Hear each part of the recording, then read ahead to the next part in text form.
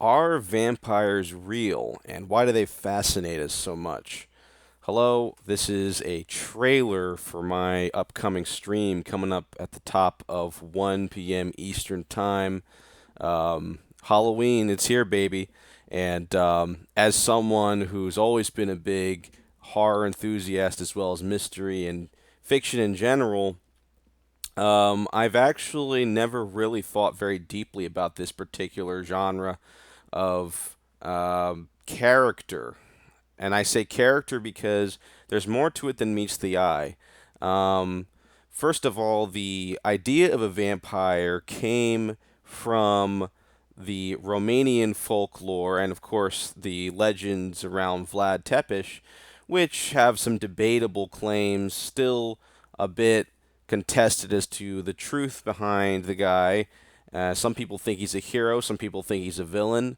It's hard to verify some of the claims about Vlad Tepes, but nevertheless, his legend spread and inspired the people around him, as well as the already present Slavic folk religious superstitions that are just around that area even today. Certain diseases that people suffered from gave them a vampiric look. Um, of course, there's also certain phenomenon that happens to corpses soon after they're buried. That hair and skin still grows, and so that also led into the idea of the look of a vampire and potential sinister forces behind some people that are buried. So we're going to talk about all of that. We're definitely going to start with the magical origins, the superstitious origins of the idea of a vampire. And then, as the vampire became popularized by Bram Stoker, who I believe took a lot of inspiration from Edgar Allan Poe, particularly The Fall of the House of Usher, and Bram Stoker probably accumulated different ideas, some from the folklore and some from Edgar Allan Poe's style of horror, with sinister characters and strange, abstract, nightmarish people. He put them together into the character Dracula. And then, as people looked further into vampires and there was a big vampire craze, people started to look back into history and found some interesting things that there actually has been vampirism practiced by humans. Of course, in cannibal cults, always been that. There's always been the idea of blood drinking. The shamanic peoples of some native tribes do consider blood drinking to be a way to gain the life energy of someone else. However, they don't really, they don't. If you told them about a vampire, they would not completely get it. They would just see it as part of their religion. Um, of course, some of that bleeds into the occult, no pun intended. There are people from a pagan religion that go into witchcraft and they involve themselves in that kind of thing. Um, and there's all kinds of conspiracy theories behind that. But lastly, the most interesting thing to me, of course, there's the supernatural aspect of the vampire in fiction and nonfiction. I mean, here I am a Catholic, we have the Holy Eucharist. Not, of course, not nearly the same thing. Although I could also say that Bram Stoker probably wanted to make Dracula a twisted inversion of what the Catholics do, right, when they go to Mass and they participate in the Holy Communion.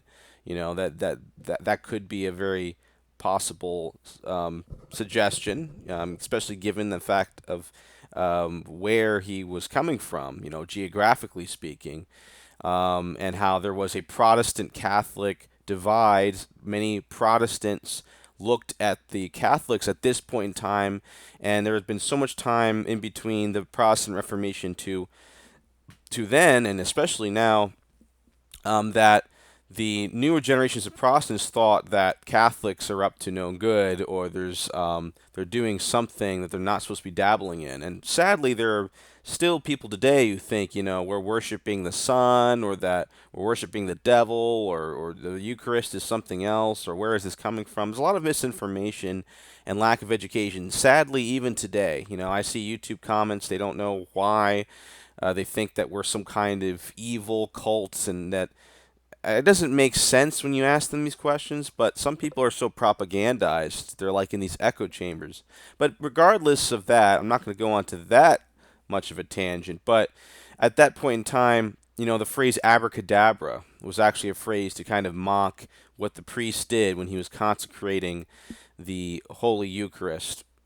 And that's all interesting and good, but I think the psychological aspect of what a vampire is in regards to the collective unconscious. I like using that term. It's the Jungian term, which represents what many people think within a particular culture and in their collective experience. I also like to add in, I think there's another collective unconscious, which is kind of like the inner thirst of a person.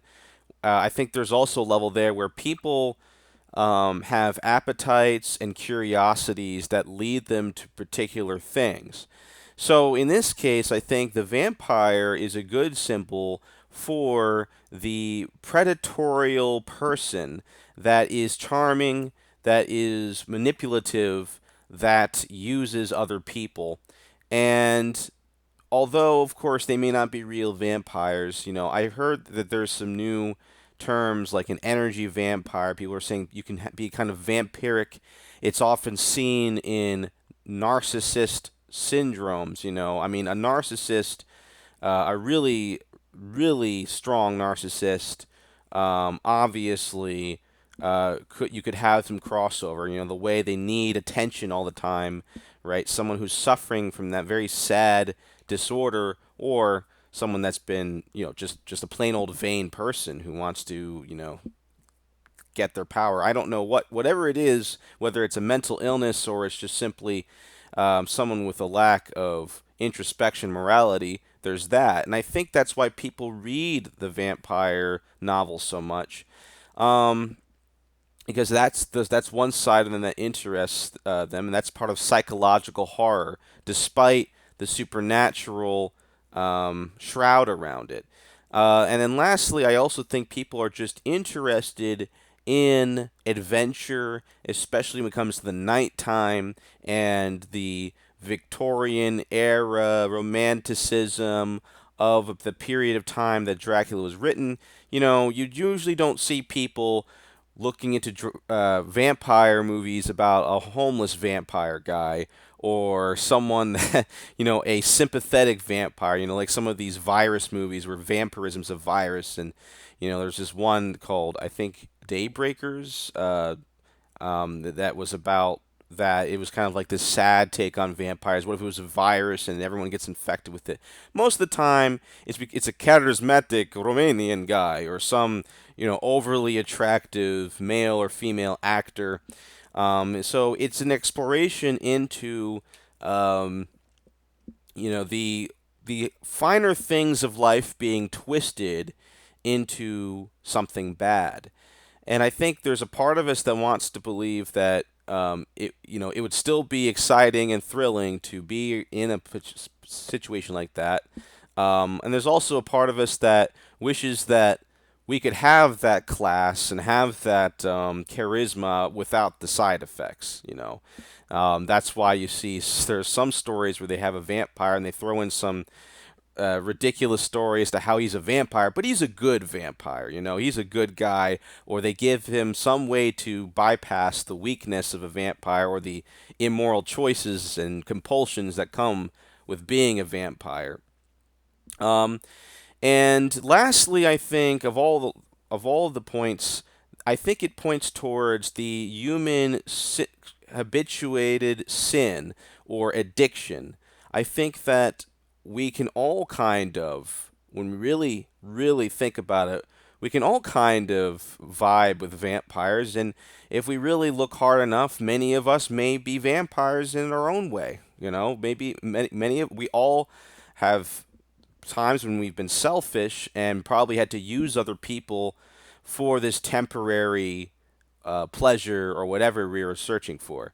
So, vampires are very complex archetypes when you really explore why people get into them. And we'll be talking about that very soon.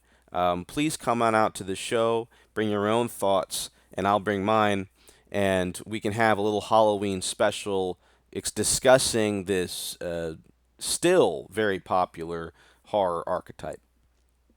Hope to see you there, and God bless.